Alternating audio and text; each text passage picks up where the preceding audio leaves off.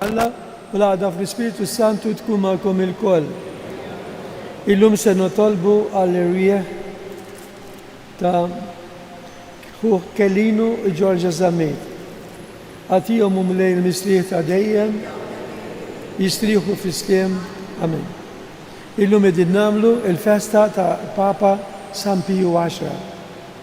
U nitolbu maħfra issa lill-Alla tan-nuqqasijiet tagħna, nitolbu biex jenna wkoll aħna li nilbsu l-libsa ta' tieġ biex meta jasal iż-żmien lina wkoll jaċċettana fil-glorja tiegħu. Nitolbu Marija Santissima Omna biex ukoll lina tenna biex kifi għamlet il-missjoni tagħha hawnien il-qadajja tal-mulej ikun min nies kontentek biex aħna wkoll bħal Marija nagħmlu l-mixja tagħna. Min hawnhekk ukoll insellem dawk li qegħdin bit-television UTI li qegħdin isegwu din il-qudiesa li aħna wkoll niftakru fil-morda u dawk kollha li jieħdu sibhom. Ħuti nitolbu maħfra issa lill-Alla tan-nuqqasijiet tagħna.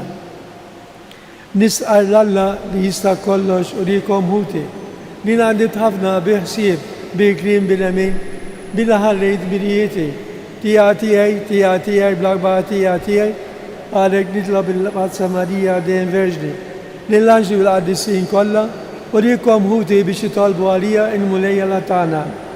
Iħenna għalina l-għali jista' kollox, jafrinna d-nubietna jwassalna l-ħajja ta' dejjem mulej ħnina, Kristu ħnina, mulej ħnina. Nixtieq ukoll nagħmlu intenzjoni kif talabna l-Papa Leon 14 biex nitolbu għal-paċi din il-ġurnata hija titlob biex id-dinja Kattolika kollha nitolbu għal-paċi fid-dinja b'xi penitenza li nistgħu nagħmlu jew bis-sawma tagħna biex aħna wkoll nidħlu f'din il-katina ta' talb biex tasal il-paċi f'dawn il-pajjiżi fejn hemm il-gwerer. Illum mena nitolbu dina għal-Papa Piju X l-qaddis tiegħu u Alla inti imlejt lill-Papa San Piju X bil-għarf tas-sema u l-qawwa tal-Apostli biex jaħdem għal-ħarsien tal-fidi Kattolika fi tibatija katina li aħna nimxu fuq it-twissijiet u l-eżempju tiegħu ħalli niksbu l-premju ta' dejjem. Bibnek Ġesu Kristu Sidna li hu Alla u miegħek jgħix wisaltan flimkien mal-Ispiritu Santu għal dejjem ta' dejjem.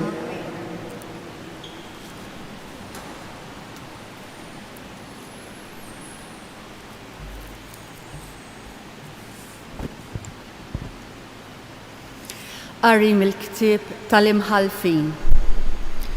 F'dak iż-żmien l-ispirtu tal-mulej ġie fuq Ġeftaħ li għadda minn Gilad u Manassi għal misfa ta' Gilad u baqa' sejjer lejn Uliet Ammon. U Ġeftaħ għamel weda lill-mulej u qal: jekk inti terħi fidejja lil Uliet Ammon, min joħroġ jilqani l-ewwel minn bieb dari meta nerġa' lura bis-slim minn quddiem l-Ammonin ikun tal-mulej u noffrijulu b'sagrifiċċju tal-ħruq. U Ġeftaħ għadda lejn l-Ammonin biex jaħbad għalihom u l-mulej irħihom fidejh u kissirhom minn Aroer sa tasal sa Minnit 20 belt b'kollox u sa qabel Keramin f'taqtija kbira sewwa. U hekk Uliet Iżrael kaxkru lil Uliet Ammon minn qudiemhom. U Ġeftaħ mar misfa lejn daru u hemm jilmaħ lil bintu ħirġa tilqgħu bit-tnabar u sfin. Kienet bint waħdanija tiegħu u ma kellux ħliefa, la subien u lanqas bniet. U malli ra ċarrat ħwejġu u beda jgħajjat u jgħid: ja ħasra binti, int ħawwatni sewwa, int l-inkwiet tiegħi. Tajt kelma lil mulej u ma nistax nerġa' lura minnha. U hi weġbitu: missier, int ftaħt fommok qudiem il-mulej. Għamil minni skont ma ħareġ minn fommok. La darba l-mulej tak li titħallas mill-ledewwa tiegħek u li tammon. U suktat tajt lill-missiera, dan biss nitolbok tatini, ħalli nimmur niġġerra għal xarejn fuq l-oljiet, nibki xbubiti, jiena u sħabi. U għalila, mur, u ħallija tmur għal xarejn, u marret i u sħaba, u bkiet xbubita tiġġerra fuq l-oljiet.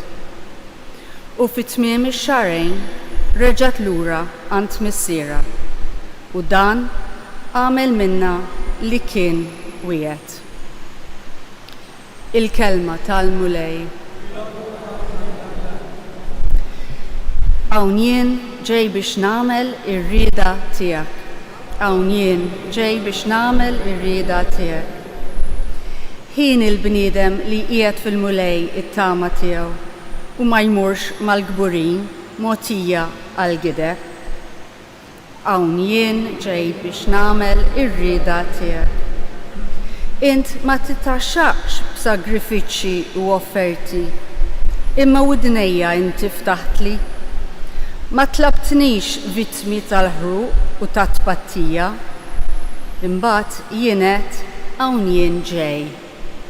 Hawn jien ġej biex nagħmel ir-rieda tiegħek.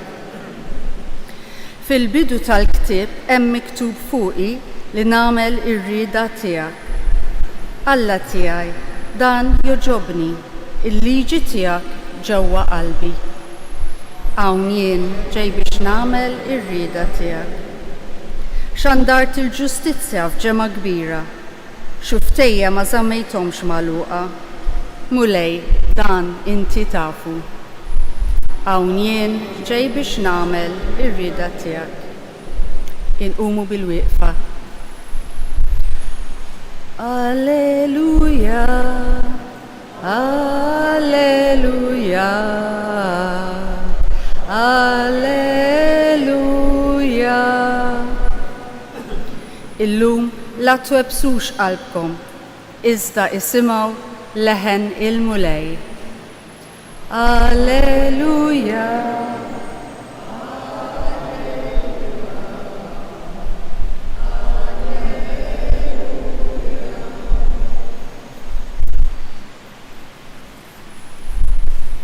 Il-mulej magħkom, qari mill-Evanġelju skont San Mattew. F'dak iż-żmien Ġesu reġa' qabad ikellem lill-kbarat tal-qassisin u lill-Fariżej bil-paraboli u għalilhom. Is-saltna ta' smewiet tixbaħ lil wieħed sultan li jagħmel festa għat-tieġ ta' ibnu u bagħat għall-mistednin mal-qaddejja tiegħu biex jiġu għall-festa, imma dawk ma ridux jiġu. U reġa' bagħat qaddejja oħra u għalilhom, għidu lill-mistednin, għajra l-mejda tiegħi lesta, il-barrin u l-oġila msemna diġà maqtula u kollox lest, ejjew għal-festa. Iżda dawk ma tawx każ min mar l-għalqa, min għal negozju tiegħu u l-bqija qabdu l-qaddejja tas-sultan żebilħuhom u qatluhom. Il-sultan inkorla ħafna u bagħat is-sudditi tiegħu, għelet lil dawk il-qattila u ħarqilhom il-belt tagħhom. Imbagħad għal-qaddejja tiegħu, il-festa imħejjija, imma lil dawk ma kienx ta' min jistedinhom għalija. Mela, morru f'sali pit-toroq u sejħu għal-festa lil kull min isibu.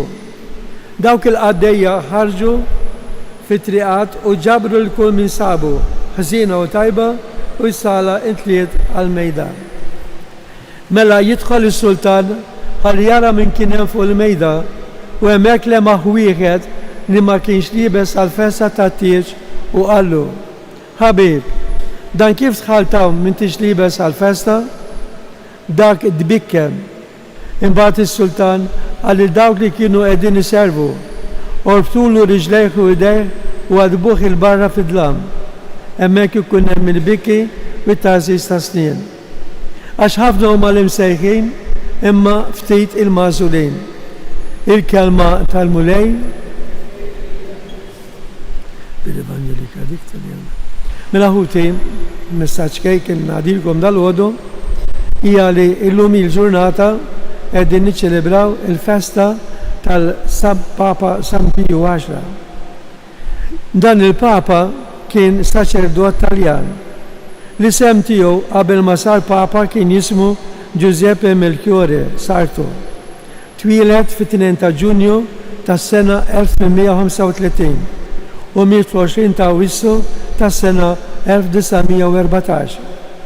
Laħaq Papa fl-4 ta' Awwissu tas-sena 1903. Ġie beatifikat fit-3 ta' Ġunju tas-sena 1950 u sar qaddejs fit-29 ta' Mejju tas-sena 1954 mill-Papa Pio XII. Meta naqraw il-ħajja ta' dan il-Papa, wieħed jinnota l-imħabba li kellu lejn ir-refuġjati u mal-foqra. Kien jaqsam u jagħti għajnuna lill-foqra kollha li kienu jitolbuha. Fi żmienu saru ħafna mirakli. Kien bniedem tal-Ewkaristija fejn nafu li ħalla iż-żar jagħmlu l-ewwel qalbina feta żgħira. Mela dan il-Papa li llum il-Knisja Kattolika qed tfakkar bl-intercessjoni tiegħu nitolbuh biex jidħol għalina quddiem Alla ibierek il-Knisja fil-missjoni tagħha f'dawn iż-żmien.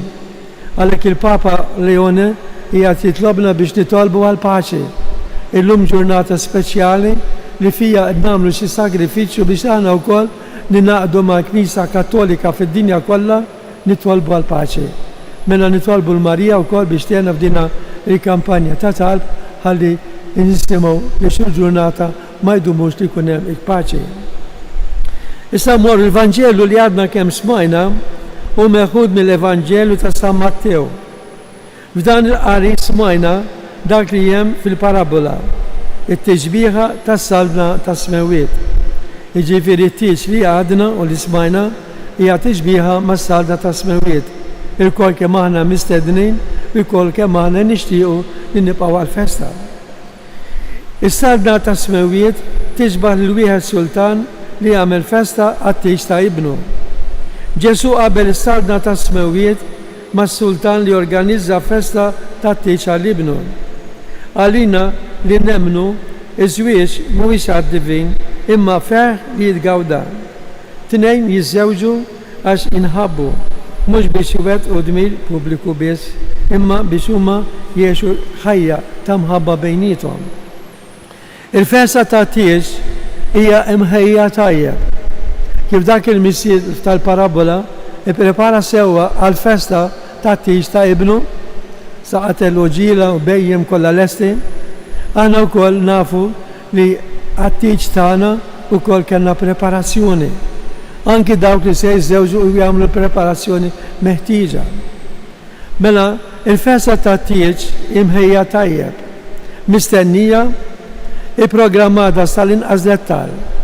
Ikun hemm il-kors tat-teħija għaż-żwieġ, l-ilbies sabiħ, iċ-ċrieket, is-sala tat-tieġ, iċ-ċelebrazzjoni fil-Knisja u il-mistedni li jkunu mistiedna għal din il-festa tat-tieġ. Xi drabi rridu nammettu wieħed jittieħed waħda sewwa sew mitħejjija. Imma dan jgħidu għaliex ikun jixtieq li l-ġurnata tat-tieġ tkun waħda li ma tintemm qatt. Jiġifieri preparazzjoni li l-ġenituri l-aħwa fil-familja meta jkun hemm xi ħadd tat-tieġ jagħmlu minn kollox bil-festa tidher sabiħa. U Ġesu wkoll qed jgħidilna li l-festa tat-tieġ li huwa ġie biex lilna jurina għandha tkun ukoll festa sabiħa minn ta' miegħu. Mela f'din il-parabola li smajna għandha messaġġ sabiħ għal ħajja tagħna. Is-Sultan huwa l-Missier li ben u Ġesu Kristu. Il-festa hija l-Knisja. Il-mistednin hija l-umanità kollha. Intom u aħna kulħadd mistieden. L-istedina għat-tieġ hija għal kulħadd. Kulħadd hu mistieden għal dan it-tieġ. Kulħadd mistieden imma mhux kulħadd jaċċetta l-istedina li jagħmlilna Alla. taċċetta l-istedina jfisser tgħix il-ħajja nisranija kif għalina Ġesu biex ngħixu il-kmandamenti kollha. Mela din hija l-preparazzjoni tagħna għat-tgħix ma' Alla li aħna ngħixu sewwa il-ħajja tagħna. Biex tinkiseb is-saltna u meħtieġ li wieħed jinqata' minn kollox, il-kliem mhuwiex biżżejjed imma tiġi fil-fatti. Jiġifieri l-ħajja tagħna hija risposta ta' kif qegħdin nippreparaw għal dan it-tgħix ma' Alla.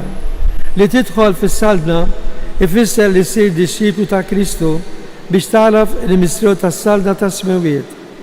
Għal dawk li ma jkollhomx l-ħbijiet tat-tgħix jibqgħu barra u mkeċċija. Jiġifieri dawk li ma jgħixux il-ħajja tagħhom l-isranija kif Ġesu għallimna u għalilna, allura se nibqgħu barra.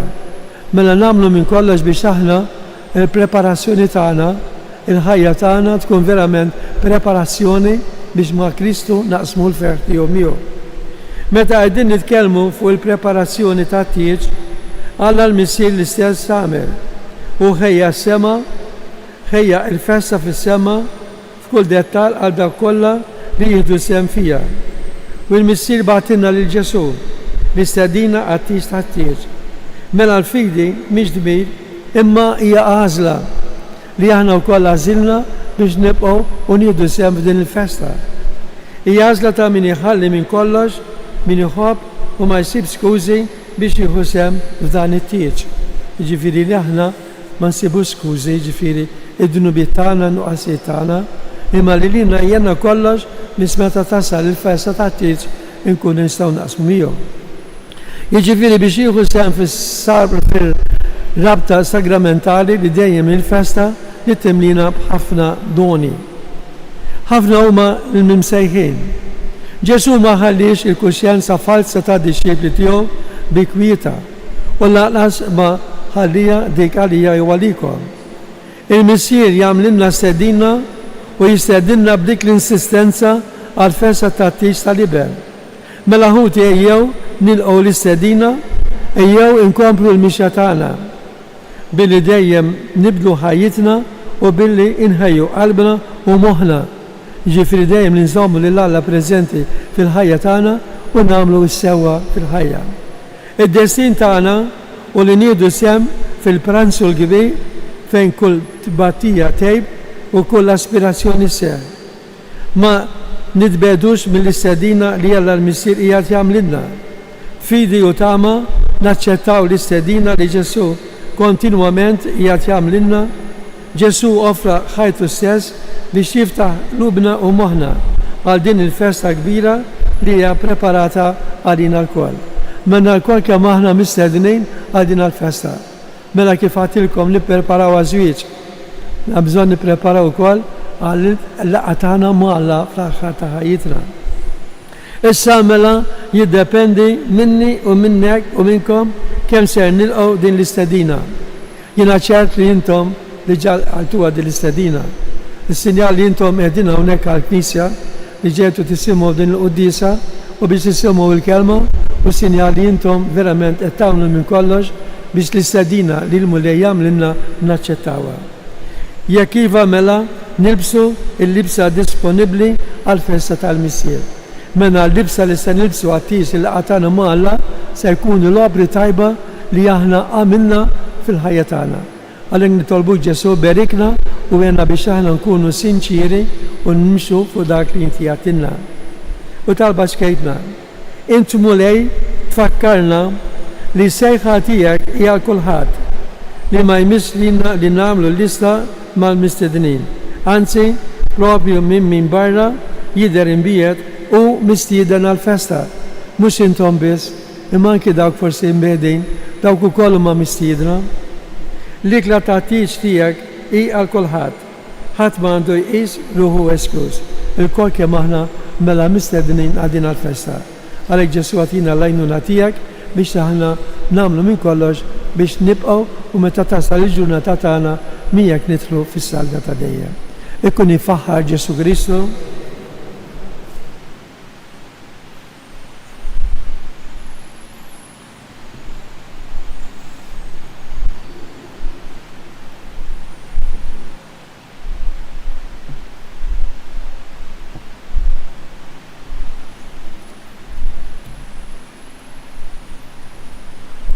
نعملوا يساعد تالبيتانا نطالبوا المولاي بيش لينا يباركنا يحارسنا بيش أنا دايما نبريبراو ريوينا بيش نلتقوا مياك كريستو والرأي الطيب لبلا يدا يهوسي بكنيسة تيو وما خلي أتنيسا من رأي أديسا لبحسن بيو واشرا يمشونا من الودين مدلامات دين الدنيا ويواصلونا المراتا ديا نطالبوا عليك ونايدولو كون دايم مولاي ماغنيسا تياك il popolo interceptarek. Cum deie mulei magnisia tiek, il popolo interceptarek. Mulei Gesù, intrit lil Papa San Pio Ashra e habrek biex iġeddet kollox fi Kristu. Cum magnisia tiek jew tħabbar biex isseħħ it-tiġrib mitlub il-Konċilju Vatikani t-tieni nitolbu. Cum dejjem mulej magnisia tiegħek il-poplu interceptarek. Mulej Gesù, inti tajt il-premju tal-ħadarja ta' dejjem li San Pio Ashra walli tagħmel il-missjoni tiegħu fl-ard, għati dan il-premju għal-ħadarja tiegħek u l-ħudna mejtin kollha nitolbu. Kun dejjem mulej mal-Knisja tiegħek il-poplu interceptarek. Mulej Ġesu Kristu, San Pio Ashra xtaq jara l-insara kollha jieħdu sehem f'din iċ-ċelebrazzjoni tal-qudisa billi jersqu ta' spiss jitqarbnu. Dawwalna bl-ispirtu tal-erf tiegħek biex dejjem aktar nifhmu kif għandna nieħdu sehem sħiħ fil-liturġija nitolbu. Manu li hemm il-Knisja tiegħek il-poplu interceptarek. Nitolbu wkoll għall-Papa Leon 14 biex il-mulejjenu fil-missjoni li għandu bħala l-Papa il-Kap tal-Knisja u nitolbu biex aħna miegħu wkoll nkunu dejjem lesti biex nagħmlu wkoll il-parti tagħna fil-Knisja. Nitolbu. Mulej Ġesu Kristu ibn Alla l-ħaj, il-Papa San Pio Ashra ma filax jara t-tiġrib li kien ġej fuq id-dinja bil-gwerra kifra li bdiet ftit ġranet qabel miet. Bijad minn fuq id-dinja kull teddid ta' gwerra oħra aktar kifra biex il-bnedmin kollha jgħixu fi slim flimkien. Inti tgħix fis-Sultan għal dejjem ta' dejjem.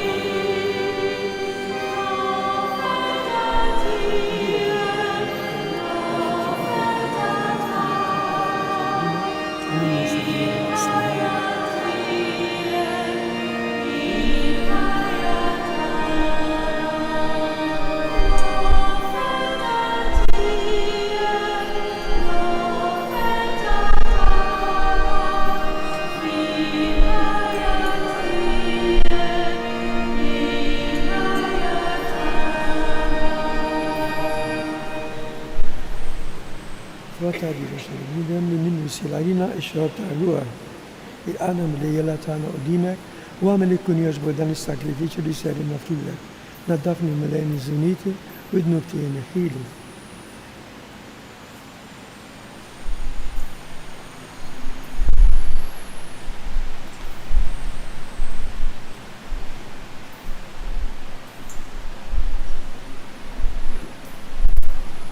Jitolbu ħuti biex dan is-sagrifiċċju tiegħu tagħkom ikun joġob lil Alla l-Missier li jista' kollox.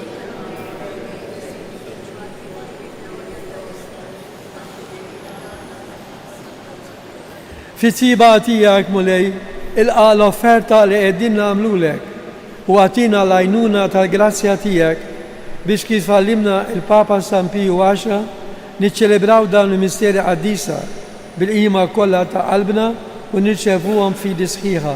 Bi Kristu Sidna, il-mulej magħkom, nerfgħu qlubna l fuq, niżuħaj il-mulej għala tagħna. Sewwa u xieraq ta' sew mulej li aħna nroddulek ħajr u li nollu lejk il-għanja ta' barka u tifħir, Alla ta' dejjem li tista' kollox.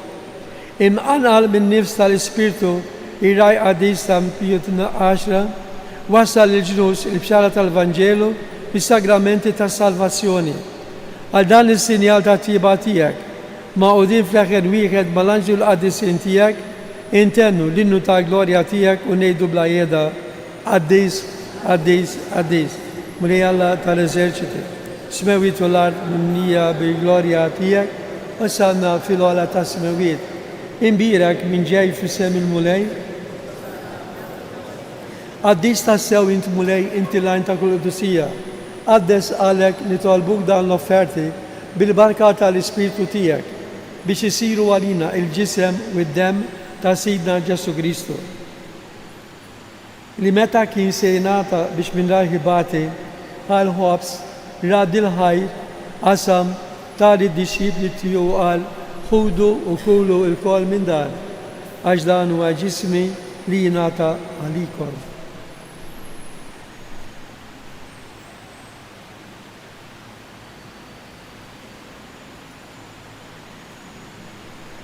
Ekku kol wara l-ikla ħal-kalċi reġa rad il-ħajr tali d-disċipli tiju għal ħudu u xorbu minnu l-kol għax dan huwa l-kalċi ta' demmi tal-patti ġdid li jibqa' għal dejjem.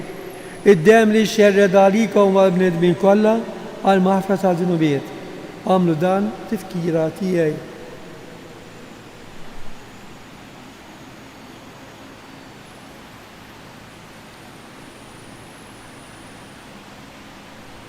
Danu il-misteru tal-fidi.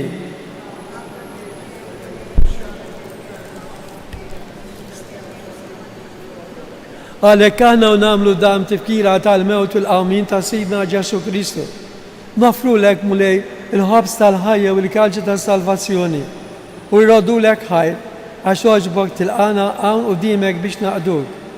U mitċokon tagħna nitolbu l-Ispiritu Santu jaqadna f'ġisem wieħed lina li nidu sem il-ġisem u d-dem ta' Kristu. Ftakar mulej fi Knisja tiegħek imxerda mad-dinja kollha. U għetta fl-imħabba fl-imkien mal-Papa Leon 14 mal-isqof tagħna Antonio mal-Ministri tiegħek kollha. Ftakar mulej ukoll fil-qadejja tiegħek Kellinu u Ġorġa Zammit li jogħġbok isejħilhom mal għandek minn din id-dinja. Għamel li kif huma bil-magħmudija nbietu f'ibnek u bħal ibnek, hekk ukoll f'ibnek u bħal ibnek jixoxtaw għal-ħajja. Ftakar ukoll f'ħudna li raqdu bit-tama tal-qawmin. Ftakar fil-mejtin kollha, daħħalhom qudiemek fiż-żdaw tas-sebt tiegħek. Ħenna lina l-kol nitolbuk, għati lina wkoll il-wirt tal-ħajja ta' dejjem. Flimkien mal-Verġni Mqazza u Malla Marija, mal-Apostli u l-Qaddisin kollha li jgħixu fih biberija tiegħek sa mill-bidu tad-dinja. Għamel li magħhom infaħruk u nsebħuk Ġesu Kristu ibnek. Bi Kristu, ma' Kristu fi Kristu. Jingħata lilek Alla l-missi li tista' kollox flimkien mal-Ispiritu Santu kull ġieħu glorja għal dejjem ta' dejjem. Ngħidu issa flimkien it-talba ta' missierna. Missierna li jinti fis-smawiet għaddes ismek. ħobżna ta' kuljum għatina.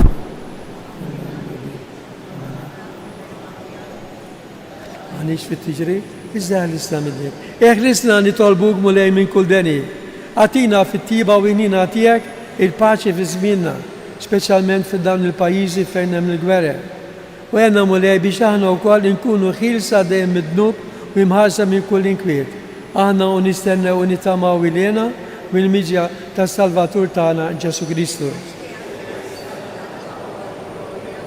Mulej Ġesu Kristu li jagħti l-apostli tiegħek inħalilkom islim nagħtikom islim tiegħi, la tħares lejn dnubitna, iżda ħares lejn il-fidi tal-Knisja tiegħek. Għatija islim u l-għadda li inti trid fija, inti tgħix fis-saltan għal dejjem ta' dejjem. Il-paċi tal-mulej tkun dejjem magħkom.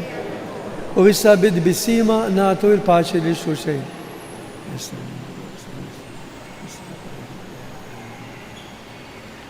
Għaruf talla id-neħi d-nubit għad-dinja għennalina, għaruf talla id-neħi d-nubit għad-dinja għennalina, għaruf talla id-neħi d-nubit għad-dinja. Ħuti, danu dak li ġie mis-sema biex lilna l-kol jatina ħajja ġdida. Ħeħni naħna issa li ser niklu dan il-ħaruf. Mulej ma jisħolix li titħol taħdi s-saqaf tijaj, iżel bis kelma wahda u ruħi tkun infejqa. يجسم دان تاغريس يهارسو نهاية الدنيا.